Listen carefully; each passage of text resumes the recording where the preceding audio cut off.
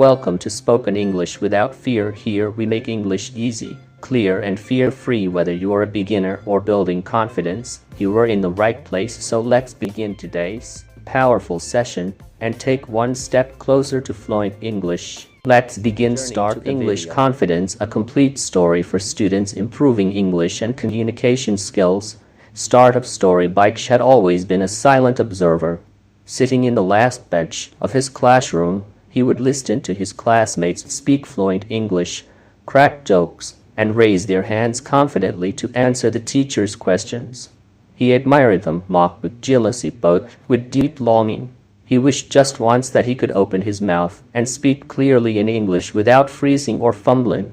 His school was in a small town where most people spoke the local language and English was only used during classes.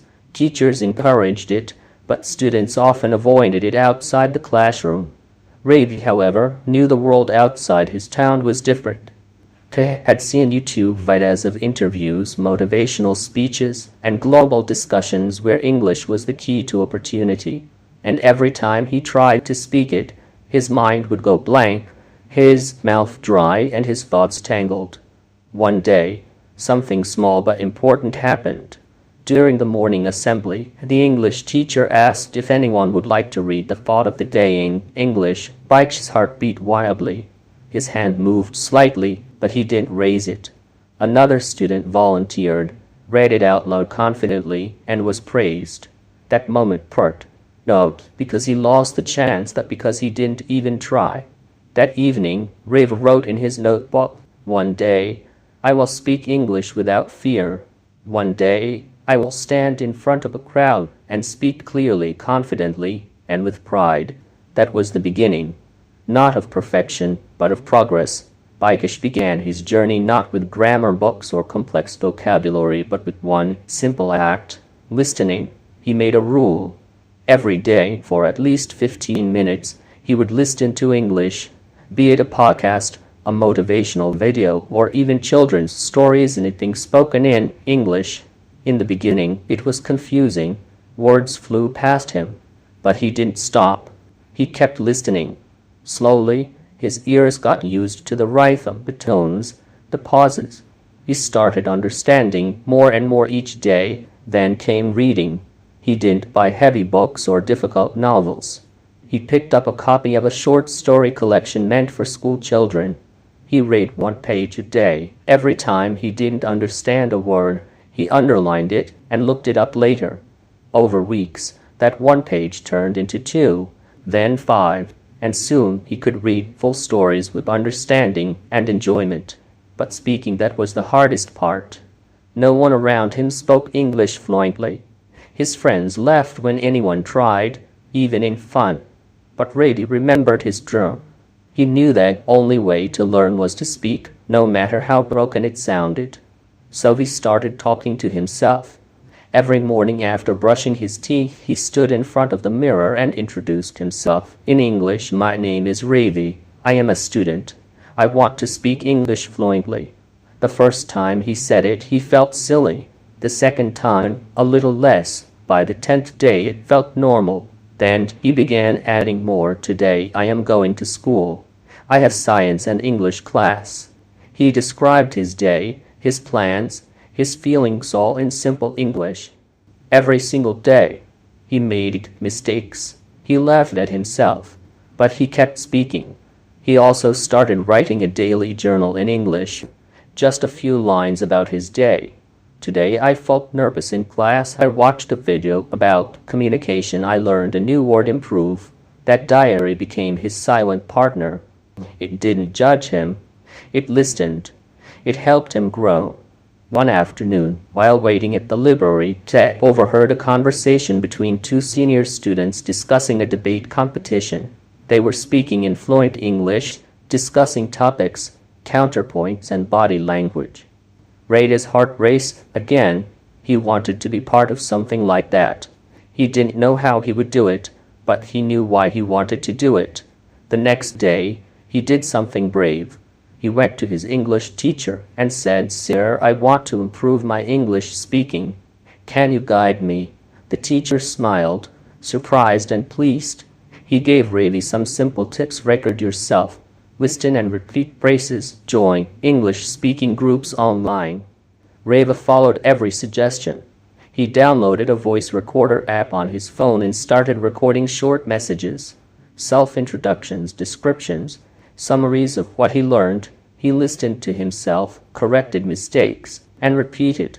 It was awkward in the beginning, but every week he could hear himself improving. Then came the day when the school announced an English elocution competition. The topic was the importance of communication. Bike didn't sleep properly that night. He wanted to participate so badly, but fear crawled inside his chest. What if I forged my lines? What if I pronounced something wrong? What if they laugh? But then he opened his diary, saw his first entry. One day, I will speak English without fear. And he made the decision. This is that day. He prepared a short speech. He practiced it 20 times. He recorded it and listened. He rehearsed in front of the mirror, in his room, and even in the bathroom. When the day came, his hands were cold, but his spirit was strong. He stood on stage, looked at the crowd, took a deep breath, and said, "Good morning, everyone. My name is Ravi, and I want to tell you why communication is important." His voice trembled in the beginning, but sentence after sentence, he grew stronger. When he finished, the room was silent for a second and became the applause, loud, proud, real. He didn't win the competition, but he won something bigger: confidence. From that day on, people began to see Ravi differently. Not because he was perfect in English, but because he was courageous enough to try.